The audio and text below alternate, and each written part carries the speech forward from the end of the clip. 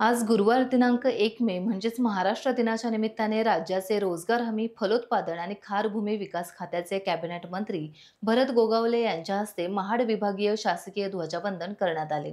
या प्रसंगी पद्मश्री डॉक्टर हिम्मतराव बावस्कर, प्रांताधिकारी पोपट उमाशे, तहसीलदार महेश शितोळे, गटविकास अधिकारी डॉक्टर स्मिता पाटील, उपविभागीय पोलीस अधिकारी शंकर काळे, पोलीस निरीक्षक संतोष जाधव यांच्यासह अन्य अधिकारी, शिक्षक आणि विद्यार्थी उपस्थित होते।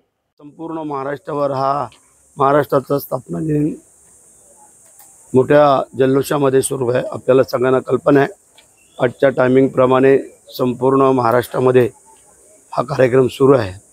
मी संपूर्ण तमाम महाराष्ट्राच्या जनतेला शुभेच्छा व्यक्त करू इच्छितो की आपला आजचा हा शुभ दिवस 1 मे महाराष्ट्र दिन हा संपूर्ण महाराष्ट्रात मोठ्या आनंदाने साजरा केला जातो आहे।